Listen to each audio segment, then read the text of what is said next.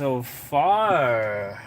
Let's see. Today's the late afternoon, so we have a chance to kind of go through the day and just see how everyone's day is going so far. Um, Let me think. Big topics. Um, Diddy Case happened, and I thought that was very interesting.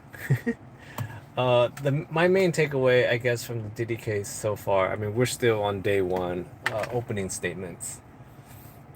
The part that I found very fascinating about the Diddy case so far is the defense's angle of attack.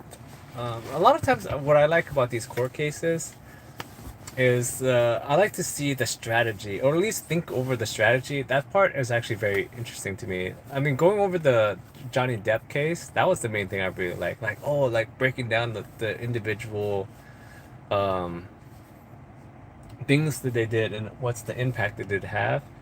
And so far in the Diddy case, what I found very interesting was, I guess Diddy's defense team, their angle right now is their seems like they are not denying a lot of the stuff. They're just trying to reframe, I guess, the whole incident itself as just a spat between a couple, and there was no need to get any of this other stuff involved. I think that was the what I took away from what I saw in the opening statement.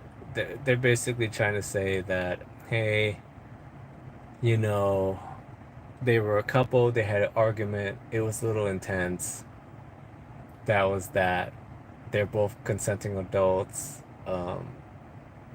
Yeah, I think that was my main takeaway. Because if you go back, they're saying like, oh, it's there. This is just a um, domestic violence case. It shouldn't. You don't need to put in all this other stuff. That's what Diddy's defense team is trying to say.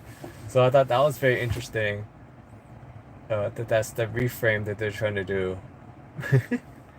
Let's see what else. Trade war stuff. I talked about it a little bit earlier in my other video that I did earlier today. But I guess I had some more time to kind of like think more about what's going on with this trade war thing. I just thought, well, what I found very interesting about this whole thing is that I guess it's the stock market's reaction to everything. Because at the end of the day, it feels like we're exactly in the same spot that we were before the trade war. It seems like. Sorry, there's like stuff everywhere. That's my feeling about the trade war. I don't know how you guys feel about it. Uh, like we're literally just about in the same spot that we were before, except that people are, I guess, more prepared down the road. Because if you think about it, the stock market exactly where it was before we started the trade war. Um, we're at 30% now with China. So, and as how I explained it in my first video, that's just 10% more than what it was before. Because Trump put 20% on China before, and it was kept under the Biden administration. It's just always been 20, right? So we're at 30 now. And as I explained in my video before, that's easily masked through.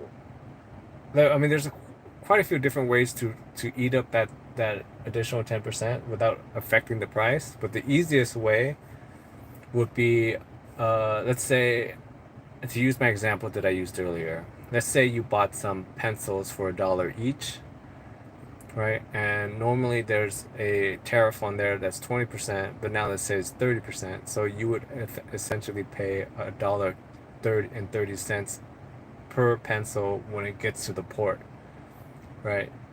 And what you would usually do is you would work it out with the factory beforehand for them to give you an invoice that is lower than the actual value. So let's say you're getting pencils from China at $1 each. With the new tariffs, they're $1.30 when you import them in, right? You have to pay customs that. What you would do is you would tell the factory, hey, or the factory sometimes they'll do it themselves. They'll give you an invoice that's like 70 cents or something, right? You see what they're doing? They just give you a lower invoice and you give that to the customs and then you just pay less tariffs that way. That's been done for years, for years. Um, and I don't see how that's gonna change now. So that's what I'm saying. We're exactly where we were before. Now that got changed when it was 100 something because you couldn't eat that into the invoice that way. Because it just looked weird. If it looks suspicious, then yeah, they're gonna do something. But if it's just a little bit like that, they could easily do that. They just give you another invoice and you'll pay, and then you show that to the customs, and boom, you pay less. It's this is not a secret. I remember, I think I saw it like yesterday on CNN too, or one of the news channels. They were highlighting the different ways that people went around the tariffs before, and I'm telling you, this is probably the easiest way that's been done a gajillion years now. So that's the part that we're exactly where we were before. Let's see. Did they lift the rare earth stuff though from China? Because that's the more important thing. I think this pause, and if it continues to get kicked down the road, I think both sides, especially America, I feel like we need to use this pause to somehow ramp up uh, all these things that we know we need for sure. So if we ever have this problem down the road, we can solve this. And I'm pretty sure they're gonna try to do the same thing where they're pausing to try to like rearm. You know, like when you're in a big argument with somebody, and sometimes you get a break, and then you're just trying to think about different ways to destroy the other person. That's literally what I feel about this pause in the trade war, where you're both been fighting and you're both hurting, and now we're taking a fighting break, and we're just trying to figure out, okay, next time I need to you need these protections, you know. So I think that's that's most likely what's gonna happen is that because if you think back to when this war first started, uh, Donald Trump's tone towards it was like, "We're doing it. This is great. No problem." But once China started halting the rare earth stuff, that's when a lot of people's tone changed a lot because that's important. Important things that cannot be replaced as of now. That's what I'm saying. If you're gonna do this pause, that should be a big effort to try to figure out what to do about this rare earth stuff down the road. Because I believe that China right now does like 70 or 80% of the manufacturing or refinement process of the rare earth, and that needs to get fixed before we go into another trade war down the road.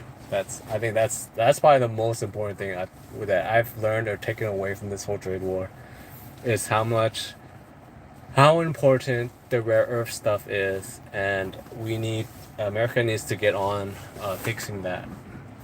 Because I feel like this whole trade war thing was just rushed so quickly. And okay, the other thing I thought was very interesting, um, I mean, in a way, Trump has this like history of doing this, where he kind of breaks something and then he kind of like puts it back to where, or starts to put it back to what it was before, and then people are like, oh, this is much better than, and then so I'm kind of like, but he broke it in the first place, because like I was saying earlier in this video, that I'm saying that we're it feels like we're exactly in the same position that we were before. So in a way, this whole trade war experience was pointless at the same time, it's not pointless. It kind of shows us what we need to work on as a country.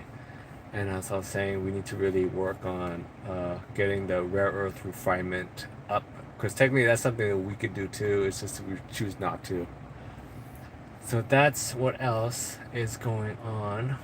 What else went on today I hope you guys had a happy Mother's Day. Um, I guess some sad news that happened that I saw in the news was there was, I mean, this is kind of crazy, but like 2 days before Mother's Day, I saw in the news that a husband and wife with two kids, while the kids were gone to Disneyland with another family, the husband. Here's the thing about this news: it's so early. I kind of want to follow up on this story because I get curious to see like, was this a planned thing or it just happened? Um, well, anyways, so while the kids were gone to Disneyland, I guess the husband decided to take his thingy out and he got rid of the wife and then turned it against himself and ended his thing, just gonzos while the kids were away at Disneyland with another family. And so that happened like 2 days before Mother's Day or the day before Mother's Day. So I'm kind of curious what drove him to the point where he did that. Um, I don't know. That story popped up in my feed, and I kind of want to see where it goes. Uh, I just think that that's crazy for the kids. Like they're having probably a great time. Mother's Day weekend was coming up. You're you're playing with your buddies in Disneyland, and then you come home and your parents are gone. That's crazy. And so they have two kids. I believe it's like one's 6 and one's 8 or something like that. I gotta go back and check on how old the kids are. And then so right now they're staying with the family that took them to Disneyland until their aunt can come down and get them or do something. And the aunt doesn't live here in this state. And so yeah, I'm kind of curious to see where that goes. And that's a story that I want to follow.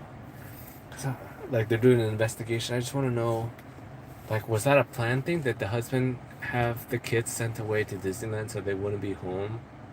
But at the same time, like, is it like a financial pressure thing where like the bills are coming in and he's just like, I don't know what to do, and he just, But if that was the case, I guess if that was the case, you wouldn't take out the wife too, unless you get to catch the wife like cheating. I don't know. Yeah, like I said, I want to follow this story because sometimes you see like these headlines. Oh my God, pop up, and you never like look into the story afterwards to see what really happened or whatever. So yeah, yeah, I want to see what happens. Like, what drove him to the point where he wanted to get rid of his wife and himself and leave two kids just in the world. So yeah, so that happened.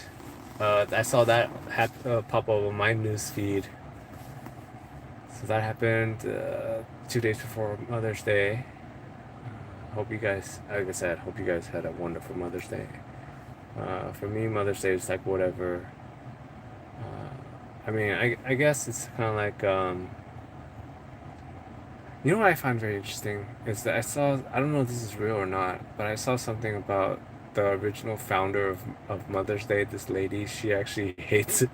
And it's because, they kind of, these corporations kind of took it over and they made it another like money grab holiday, which is kind of crazy because if you try to buy flowers on Mother's Day, it's like all of a sudden the flowers that used to be like $10, $15 on a normal day, they're all of a sudden they're like $25. And it's like flowers wither away and die. Like I don't know. I hate giving flowers. It bugs me so much that you spend all this money on something that is like the instant gratification, and then it just goes away. Yeah. So yeah, that's flowers for you. You know what's the awesome thing? It's like Father's Day is the most underrated holiday ever. I don't think fathers ever get anything for Father's Day. At least even in my household, I feel like my wife just takes over Father's Day as well, and she just like uses it as an excuse to get something that she wants. I don't know. Anyways, I think that's it for today. Unless there's something else that big that happened today that you guys want to talk about. I'm trying to think what else happened today. I think I covered everything. Diddy's case started today. I thought it was interesting that the defense team, their defense is that this is just an argument between consenting adults. No need for all this jazz. So I thought that was very interesting. What else did I find interesting about the Diddy case so far? Uh, oh, okay, I thought this is kind of interesting as well. That I found interesting. So apparently during that night of the hotel thing with Diddy, there's a security guard, and I guess Diddy came at him with like a wad of cash, and it was assumed the wad of cash was for him to not speak of this anymore, like tell anybody. And so I was thinking about this, and I thought this was funny is that so I guess it wasn't clear did he take the wad of cash or not, but my takeaway from it was he did not give him enough money, or he gave him the money and it was like the guy was like, "Oh, I'm still talking." So in a way, Diddy gave that security guard all that money for no reason because he ended up talking anyways. So I don't know. I thought that was funny, kind of funny, a funny thought, just thinking of myself being that security guard, and Diddy comes up to you and you just witness, that scene at the hotel, and then he gives you. I mean, they described it as a wad of cash, so I'm assuming that's whatever money that he had in his pockets.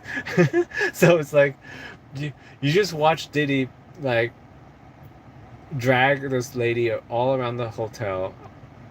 And and that's the other thing. I think the defense said that they have an unedited version of that footage they wanted to show. Maybe there's more to it. But anyways, back to the security guard. Uh, Imagine you're working as a security guard, and you watch Diddy drag this lady all over the house, all over the place, and then yelling at her. And then afterwards, he comes to you with. They described it as a wad of cash. So, like I said, when I think of wad of cash, I'm thinking he reached into his pockets and whatever change he had, he gave to the security guard. And I think it would be so funny if he reached. Because okay, what I think is very funny because if you guys watch the hotel footage at all, I believe that's the one where he's in his bath towel, so he didn't have that much money with him. So I'm just imagining him still walking around in his bath towel, and you're just some security guard, and he tries to reach down, like maybe it's like a muscle memory thing. He reaches down and to get some money to kind of pay you off, but there's nothing there because he's wearing a towel. And so, but then somehow he gets money anyways out of his other compartment, if you know what I'm talking about. Just like get really in there. Maybe he's got money inside. And he gives them a wad of cash. And how much do you think a wad of cash is? Because a wad of cash to me sounds like $200 at most.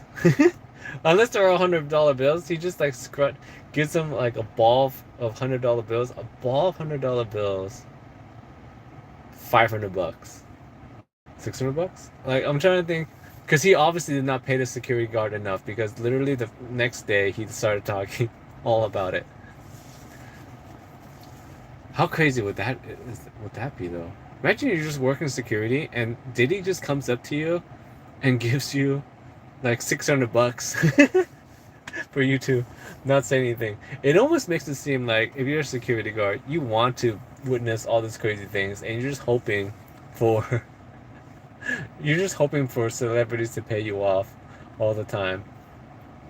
Oh, that seems like another like lucrative. You know, like how there's paparazzis. They kind of go, and they take pictures, and the celebrities sometimes they buy back the pictures. Imagine you're just a security guard and you're just trying to be at the right place at the right time and just get celebrities to pay you off. Like that sounds pretty lucrative. I don't know. Okay, I think I covered that. Let's see what else. What else do we want to cover? Oh, okay. The other thing that I thought was very interesting that I saw today. Oh, I didn't see it today, but it's been a thing that's on the news a lot. Is the thing about no cargo ships leaving China over the last few days or weeks or so.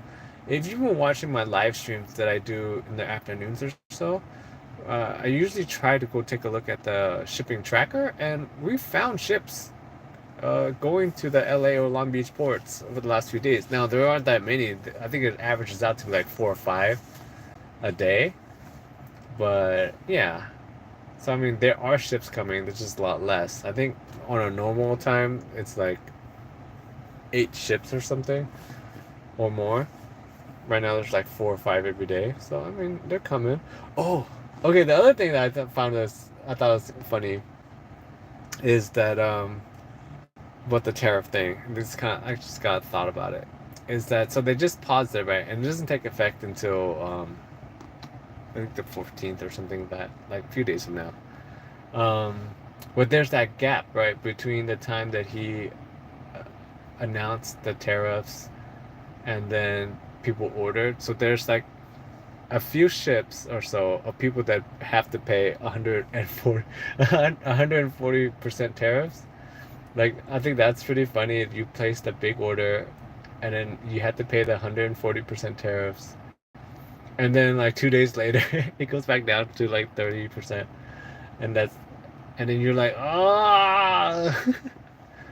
But I'm pretty sure someone's gonna find a workaround if they're in the 140% tariff range. I don't know. Anyways, I think that's it for now then. Unless there's any other big things that happened that we want to cover. I mean, there's that Amaranth thing that some people are talking about. If you guys don't know, Amaranth is a streamer, on, OnlyFans. I don't know a lot about her. I just know that I think her husband's her manager, and they had an argument online, and yeah. I mean that's kind of that culture, right? If you're like a big time streamer like that, you kind of and he's her manager or something, right? You should assume that everything in your life is streamed. And there's this part, if you guys watch the Amaranth thing at all, there's this part where I found that was the most interesting part, and it was the most unrelatable part.